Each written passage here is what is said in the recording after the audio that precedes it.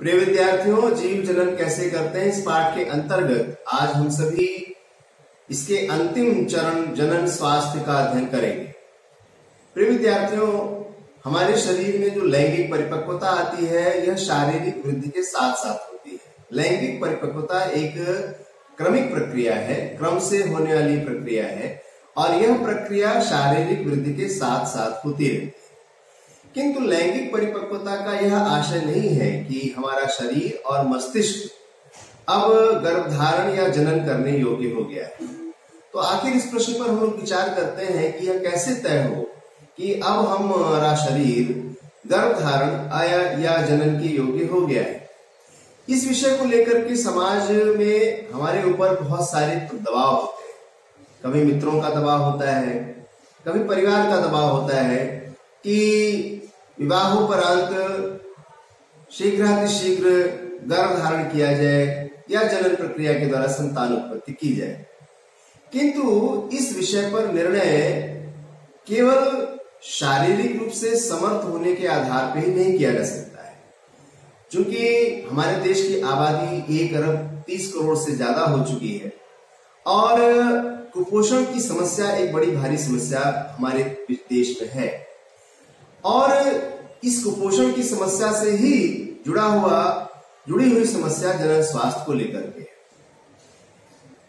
इसको लेकर के हमको ये देखना पड़ता है कि जो आने वाली संतति है क्या उसका पालन पोषण सुचारू रूप से हो पाएगा, क्या उसको एक स्वच्छ वातावरण मिल पाएगा, क्या उसकी शिक्षा दीक्षा की समुचित व्यवस्था हो सकेगी। तो इस प्रकार से बहुत सारे पहलू हैं जो तय करता है कि अब हम संतान उत्पत्ति के योग्य हो गए। केवल शारीरिक या मानसिक रूप से योग्य हो जाना ही इस योग्यता को प्रदर्शित नहीं करता है। अब जनन स्वास्थ्य का एक बड़ा महत्वपूर्ण पहलू है। ये एक ऐसा पहलू है जिसको लेकर के समाज में बहुत सारी गलत अवधारणाएं भी हैं। क्योंकि हमारे देश की कुछ परंपरा ऐसी है कि इस विषय पर छात्र या घर का बालक या बालिका अपने बड़ों से इस विषय पर बहुत चर्चा नहीं कर पाता है और जनन स्वास्थ्य के संबंध में ये सबसे बड़ी समस्या है। क्योंकि जिस प्रकार से हमारे शरीर के किसी भी अंग में कोई बीमारी हो सकती है, चाहे वो दांत हो, चाहे वो आंख हो, चाहे हाथ पैर पेट, किसी भी अंग में कोई भी विकार उत्पन्न हो सकता है। इसी प्रकार से जनन से संबंधित हमारे जो जननांग है उनमें भी तमाम बीमारियां आ सकती हैं। किंतु इस विषय पर हम वार्ता करने पे हिचकिचाते हैं। तो इस विषय पर हमको अपने संकोच को तोड़ते हुए अपने घर में अपने बड़ों से परामर्श करना आवश्यक है। और अगर हमको लगता है कि इस विषय पर हमें विशेषज्ञ की सलाह लेनी चाहिए तो हमें निश्चित रूप से डॉक्टरी परामर्श भी लेना चाहिए।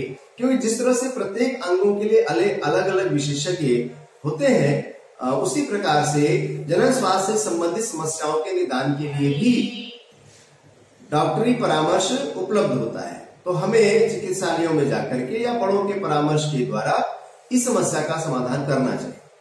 क्योंकि जनन स्वास्थ्य में दो भिन्न व्यक्तियों के बीच में अत्यंत प्रगाढ़ संबंध होते हैं, इसलिए इसमें बीमारियों के संचरण की पूरी संभावना होती है और इस तरह से जो बीमारियां एक दूसरे के प्रगाढ़ संबंध के द्वारा एक से दूसरे में जाती है, संक्रमण के द्वारा जो जाती है और जनन प्रक्रिया के लिए चूंकि संबंध होता है, इसलिए यह क्षेत्र जनन स्वास्थ्य से संबंधित होता है। तो हमें इस विषय पे जागरूक होना होगा, अपने संकोच को तोड़ना होगा, बड़ों से परामर्श करना होगा और हमारे शरीर में किसी भी अंग में किसी भी प्रकार का विकार या परेशानी या बीमारी उत्पन्न होती है तो हमें उनसे परामर्श करना चाहिए। यौन क्रिया में प्रगाढ़ शारीरिक संबंध होने के कारण अनेक रोगों का लैंगिक संचरण भी होता है और अनेक रोगों का लैंगिक संचरण होने की वजह से कई बीमारियां उत्पन्न होती हैं। जो कुछ बीमारियां जीवाणु जनित होती हैं और कुछ विषाणु जनित बीमारियां होती हैं। आइए हम इन बीमारियों के बारे में चर्चा करें।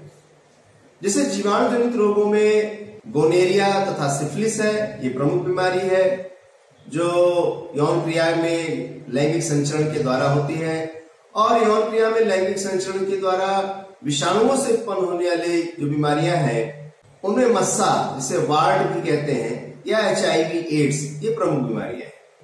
अब प्रश्न यह होता है कि इन बीमारियों को रोकने का क्या उपाय है।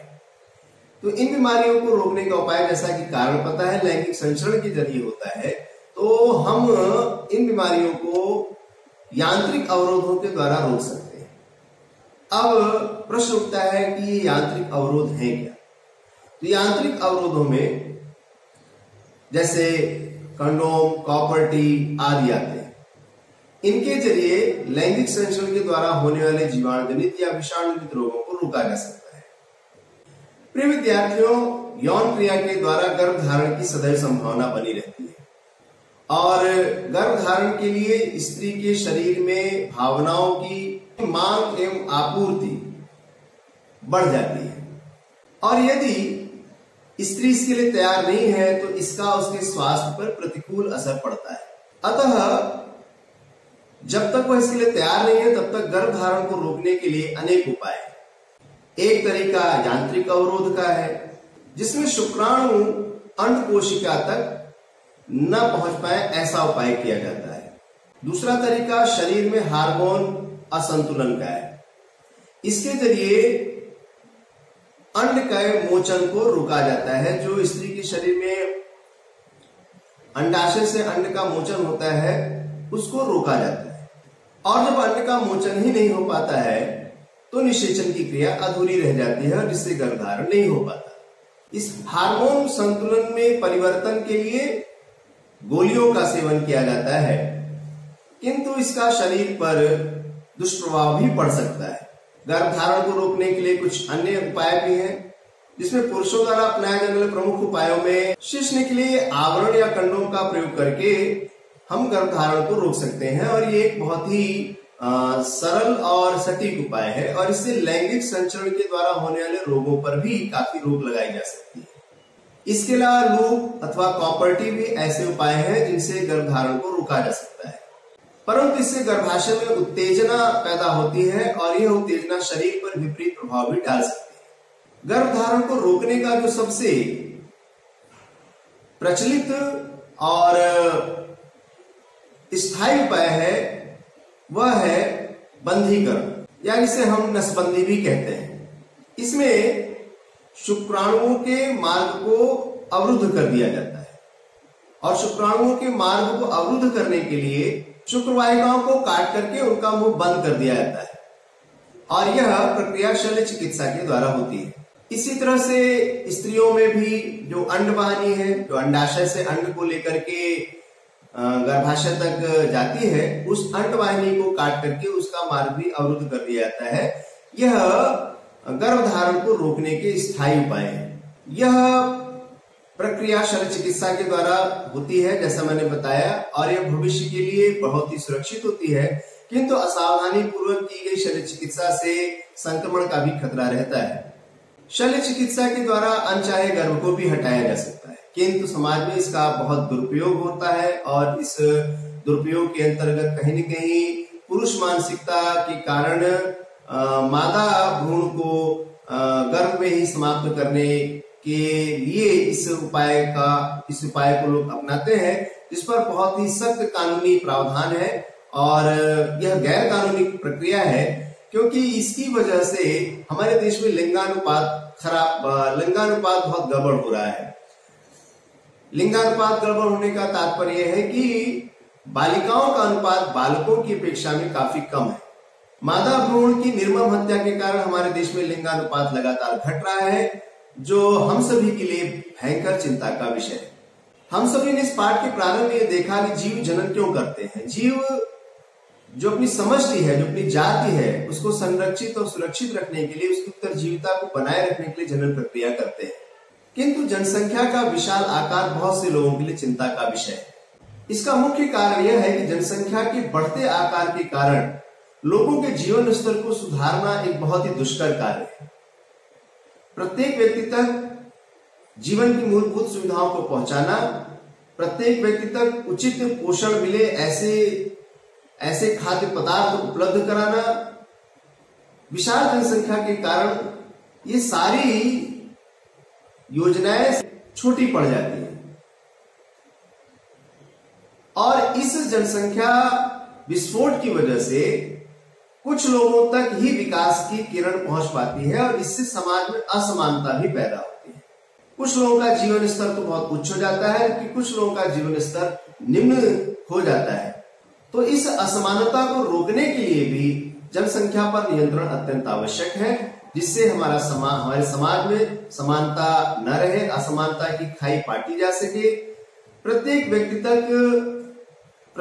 तक विकास की किरण पहुंच सके, प्रत्येक व्यक्ति के जीवन स्तर में सुधार हो सके।